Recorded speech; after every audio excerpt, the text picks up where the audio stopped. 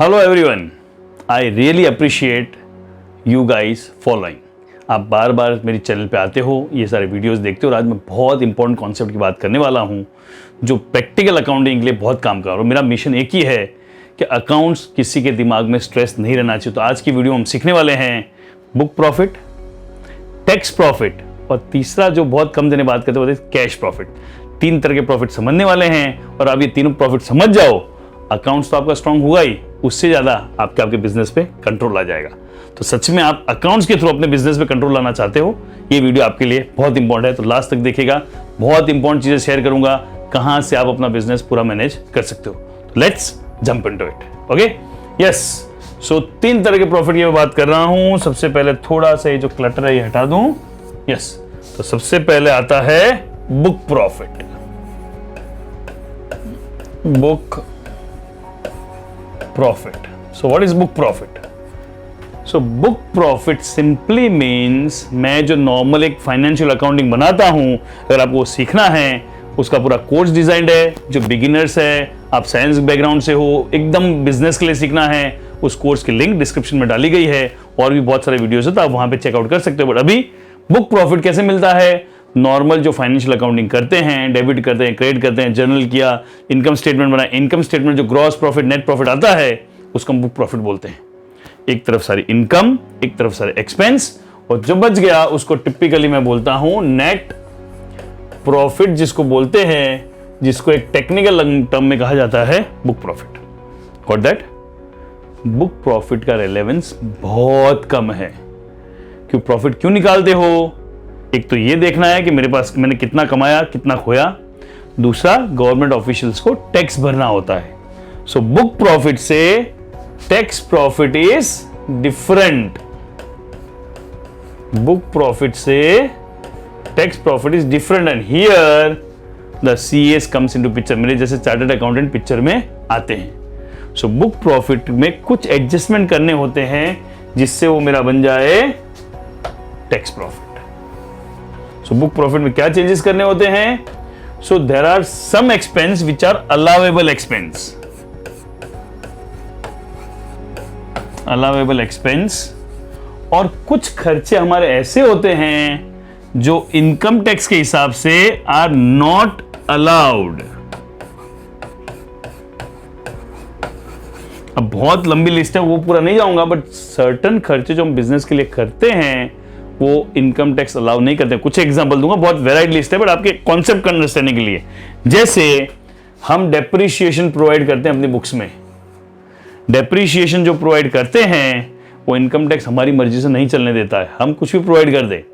लेकिन डेप्रिसिएशन के लिए इनकम टैक्स डिपार्टमेंट एक स्पेसिफिक टेबल दिया हुआ है कि मशीन के ऊपर इतना, फर्नीचर के ऊपर इतना, कंप्यूटर के ऊपर इतना, बुक्स के ऊपर उतना ही डेप्रिसिएशन आप क्लेम कर सकते हो। उससे ज्यादा या कम आपने लिखा है, so depreciation need to be changed. और जब मैं चेंज करूंगा, accordingly my profit will change. Suppose मैंने मेरी बुक्स में डेप्रिसिएशन प्रोवाइड किया हुआ है 10,000 rupees, but as per income tax होना चाहिए 8,000 रुपीज ही। So my profit will increase by, as per tax, as per income tax 2,000 रुपये मेरा प्रॉफिट बढ़ जाएगा, मुझे उतने भी ज्यादा टैक्स भरना पड़ेगा। Getting? Even tax planning is also a different subject. So, tax point of view से जो डिसअलाउएबल एक्सपेंस है वो सारे क्या हो जाएंगे? निकल जाएंगे। दूसरा एक एग्जांपल देता हूं और आपकी क्लैरिटी के लिए, कोई भी पर्सनल एक्सपेंस अलाउ नहीं होगा। जैसे मैंने कार खरीदी, कार में पेट्रोल डलवाता हूं और उसका सारा का सारा खर्चा कहां पे लिखता हूं? बिजनेस में। और इनकम टैक्स डिपार्टमेंट कहता है अगर आप कार को खुद के लिए पर्सनल यूज और बिजनेस यूज दोनों के लिए खरीदते हो, तो आपको क्या करना, दोनों के लिए यूज करते हो, तो उसका some part of expense business में माना जाएगा, सम पार्ट ऑफ एक्सपेंस आपका पर्सनल माना जाएगा। तो accordingly your profit need to be adjusted, that is tax profit. But जो मैंने कहा था, लास्ट तक रुकिएगा और बहुत इंपॉर्टेंट चीज सीखोगे, बिजनेस को कंट्रोल करना सीखोगे। That is the third part जो मेरा फेवरेट है। If I want to be a businessman, I want to control my business, तो मैं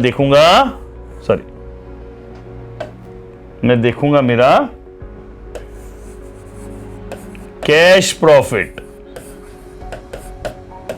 रादर कई बार तो मैं बिजनेसमैन को ये बोलता हूं कि बुक प्रॉफिट को नहीं देखने का, rather see the cash profit, और better you should see cash flow. अरे मैंने प्रॉफिट कई बार जब कमा, बुक प्रॉफिट में क्या होता है, बहुत सारे खर्चे जो खर्चे नहीं है फिर भी माइनस कर देता हूं, बहुत सारी इनकम नहीं आई है फिर भी उसके अंदर प्लस कर देता हूं, और जिससे मुझे गड़बड़ होती है। चलो आई विल गिव एग्जांपल, बहुत जल्दी समझ आया। कैश प्रॉफिट क्या है, मेरी जेब में अल्टीमेटली रोकड़ा कितना आया, book wise profit, accounting terms में प्रॉफिट क्या, मुझे उसमें इंटरेस्ट नहीं, रोकड़ा कितना आया। और दूसरा, जब मैं कैश फ्लो पे, कैश प्रॉफिट पे फोकस करता हूं, cash profit and flow is also different thing, cash profit is different, flow is different. But जब मैं कैश प्रॉफिट और कैश फ्लो पे फोकस करता हूं, मेरे पास रोज बजो कितने रुपए आ रहे हैं, कितने रुपए जा रहे हैं। बुक प्रॉफिट में कई बार ऐसा होता है कि बुक्स में प्रॉफिट है बट जेब में रुपए नहीं है, कई बार बुक्स में प्रॉफिट नहीं है लेकिन जेब में रुपए हैं। बोला ये कैसे पॉसिबल है? हाँ समझिए, जब कैश फ्लो समझता हूं तो मुझे ये पता चलता है, suppose I am a teacher, साल का स्टार्टिंग होता है, अच्छे एडमिशन होते हैं, बहुत सारा पैसा आ जाता है, बहुत सारा पैसा आ जाता है, तो I am a cash rich, मेरे पास पैसे है जिसको मुझे साल भर में सैलरी के माध्यम से डिस्ट्रीब्यूट करके, इलेक्ट्रिसिटी बिल का डिस्ट्रीब्यूट करके लास्ट में मेरे पास प्रॉफिट बचता है। Are you getting it? लेकिन मुझे पता है कि स्टार्टिंग ऑफ द ईयर में ज्यादा पैसे आते हैं, उस पैसे को सही चैनलाइज करूं तो क्या होगा, उस पर से इंटरेस्ट अर्न करके मैं ज्यादा प्रॉफिट मेरा बढ़ा सकता हूं। I can play smart.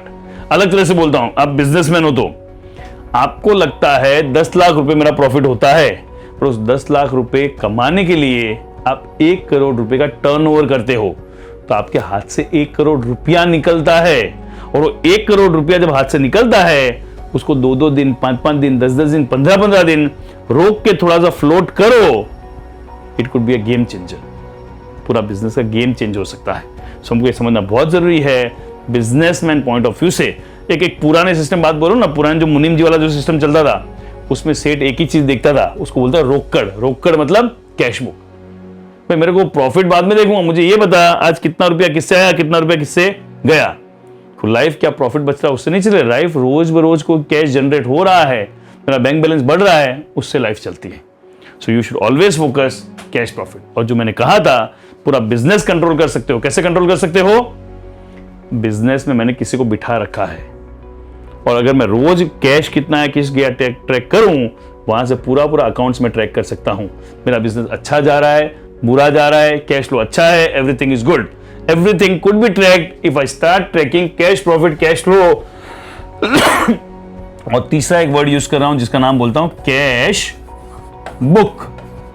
So business, अगर आपको अच्छे से अकाउंट को कंट्रोल करना है, आप किसी को भी या खुद भी कैश बुक मेंटेन शुरू करो। मतलब देसी, भूल जाओ डेबिट क्रेडिट, सिंपल आपको ये करना है, रोज कितना पैसा इन हुआ, कितना पैसा आउट हुआ और कितना पैसा बचा, इसका प्रॉपर रिकॉर्ड लिखना शुरू कर दो। You can control your whole business out of accounts. किसी को डेलीगेट भी कर दोगे, रोज इतना पैसा आया, इतना गया, और कभी भी उस पे से आपको हिसाब निकालना है, अब इसमें पूरा निकाल पाओगे। So thank you for watching till the end, and for more detail please read the description. Thank you.